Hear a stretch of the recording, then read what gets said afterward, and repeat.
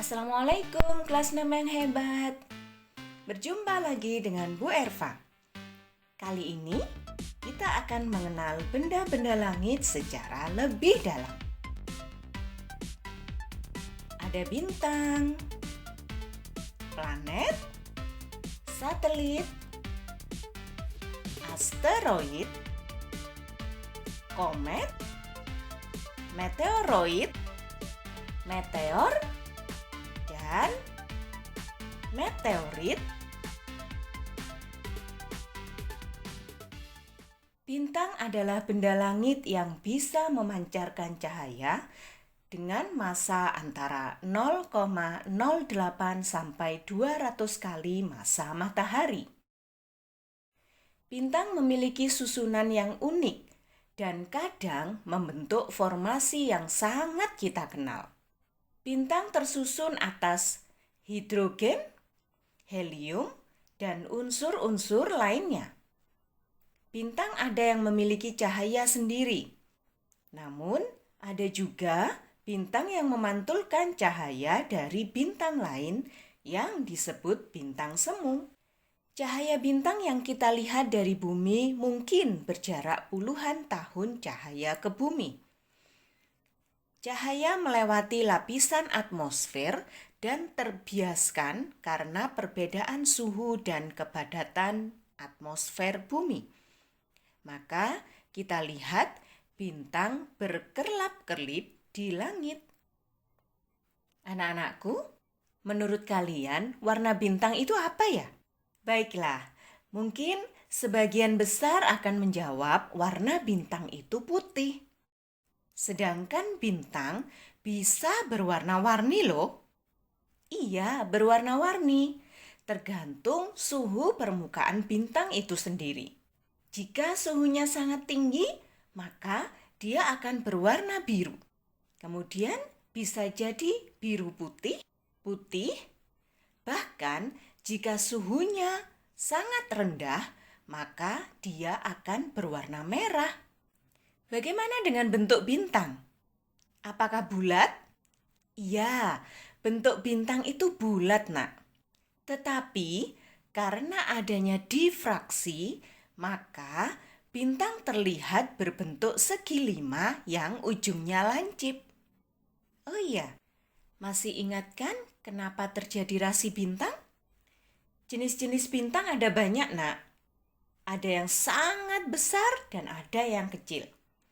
Dari supergiant star yang besarnya 10 kali luminositas matahari. Ada juga bintang raksasa yang disebut giant star. Giant star mempunyai intensitas cahaya per detik luminositasnya hingga 1000 kali luminositas matahari. Bagaimana dengan matahari? Ya, matahari termasuk dalam dwarf, yaitu bintang katai atau bintang cebol. Bintang katai atau bintang cebol adalah bintang yang ukurannya seimbang dengan beratnya. Nah, salah satunya adalah matahari dan lain sebagainya. Matahari adalah bintang yang terdekat dengan bumi. Hal ini menyebabkan cahaya matahari tampak lebih terang dan ukurannya tampak lebih besar. Matahari memiliki volume yang sangat besar, sekitar 1 juta kali volume bumi. Hal inilah yang menyebabkan gaya gravitasi matahari juga sangat besar. Gaya gravitasi matahari kurang lebih 28 kali gravitasi bumi. Hal inilah yang menyebabkan gaya tarik-menarik antara matahari dengan planet-planet dan benda-benda langit lainnya. Anak-anakku, seperti yang sudah kalian ketahui pada pembelajaran minggu kemarin, di dalam galaksi Bima Sakti, tata surya kita memiliki 8 planet yang mengelilingi matahari secara teratur, yaitu Merkurius, Venus, Bumi, Mars, Jupiter, Saturnus, Uranus, Neptunus. Planet Merkurius, Venus, Bumi, Mars, Jupiter, dan Saturnus dapat dilihat dengan mata. Sementara Uranus dan Neptunus harus dilihat melalui teleskop. Para ilmuwan mengklasifikasi planet berdasarkan kriteria tertentu sebagai pembatasnya. Ada 3 cara untuk mengelompokkan planet di tata surya, yaitu jika dilihat dari orbit bumi, pengelompokan planet dengan bumi sebagai pembatasnya, maka akan ada 2 kategori, yaitu planet inferior dan planet superior. Planet inferior merupakan planet yang orbitnya terletak di dalam orbit bumi atau sebelum bumi. Anggota planet ini yaitu Merkurius dan Venus. Sedangkan planet superior merupakan planet yang orbitnya terletak di luar orbit bumi, yaitu Jupiter, Saturnus, Uranus, dan Neptunus.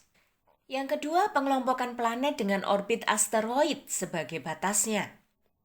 Dengan indikator ini, maka ada 2 kategori planet, yaitu planet dalam atau inner dan planet luar atau outer. Planet dalam adalah planet yang orbitnya ada sebelum orbit asteroid, yaitu Merkurius, Venus, Bumi, dan Mars. 4 dari planet-planet kita yang dekat dengan matahari. Sedangkan planet luar adalah planet yang orbitnya berada setelah sabuk asteroid, yaitu Jupiter, Saturnus, Uranus, dan Neptunus. 4 planet yang jauh dari matahari ya nak. Yang ketiga yaitu pengelompokan atas dasar ukuran planet dan komposisi penyusunnya. Menurut kriteria ini, terdapat 2 kelompok, yaitu planet terestrial dan planet Jovian. Planet terestrial merupakan planet yang ukuran dan komposisi penyusunnya mirip bumi, yaitu Merkurius, Venus, dan Mars. Planet kebumian disusun 60% dari besi, oksigen, silikon, dan magnesium. Sedangkan planet Jovian disebut juga planet raksasa karena ukurannya sangat besar dan komposisi penyusunnya mirip Jupiter, yaitu tersusun atas es dan hidrogen. Neptunus, Uranus merupakan planet tipe ini dengan ciri kerapatan rendah, diameter besar, dan kurang padat.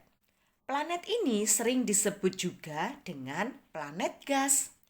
Penjelasan tentang planet sudah dijelaskan Bu Erva pada video sebelum ini, yaitu video tata surya.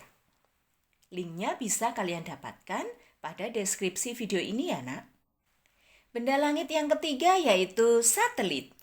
Satelit adalah benda yang mengorbit benda lain dengan periode revolusi dan rotasi tertentu. Ada 2 jenis satelit, yaitu satelit alami dan satelit buatan. Satelit alami merupakan benda langit yang mengorbit planet dan bukan buatan manusia. 5 satelit alami terbesar yang pernah ditemukan manusia adalah Ganymede, yaitu satelit Jupiter, Callisto, dan Io. Kemudian Titan, satelit Saturnus, dan bulan, satelit Bumi.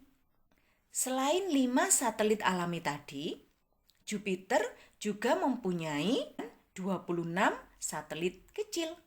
Sedangkan Merkurius dan Venus tidak punya satelit. Masih ingat kan? Mars mempunyai 2 satelit, yaitu Phobos dan Deimos. Saturnus mempunyai 82 satelit, Uranus 20 satelit, dan Neptunus 2 satelit, yaitu Triton dan Nereid. Nah, sekarang satelit buatan itu yang bagaimana? Satelit buatan ialah benda buatan manusia yang beredar mengelilingi benda lain. Satelit buatan diluncurkan manusia keluar angkasa untuk berbagai keperluan.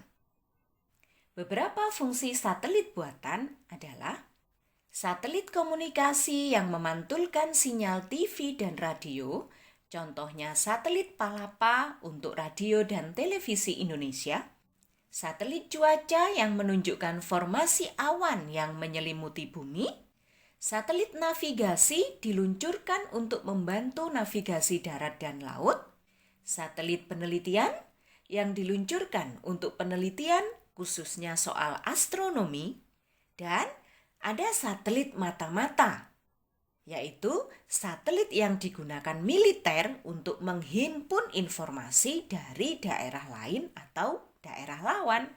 Bagaimana cara penggunaan satelit yang berada di luar angkasa?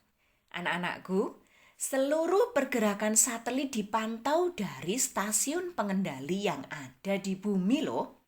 Cara kerja satelit dengan cara mengirim transmisi dari bumi ke satelit yang dinamakan uplink, dan kemudian melakukan downlink, yaitu stasiun bumi melakukan transmisi dari satelit. Bagaimana cara mengirimkan satelit ke luar angkasa? Tentu saja dengan pesawat ruang angkasa yang diluncurkan dari bumi menuju ke luar angkasa. Pesawat luar angkasa ada yang berisi manusia, juga ada yang tanpa manusia loh. Kita kembali pada benda-benda langit selanjutnya. Benda langit yang keempat yaitu asteroid atau planet minor. Asteroid ialah benda berukuran lebih kecil daripada planet, tapi lebih besar daripada meteoroid. Umumnya terdapat di bagian dalam tata surya. Ada jutaan asteroid yang merupakan sisa kehancuran planet dan tidak pernah tumbuh menjadi planet. Mayoritas asteroid mengorbit pada sabuk asteroid di antara orbit Mars dan Jupiter. Benda langit yang kelima yaitu komet.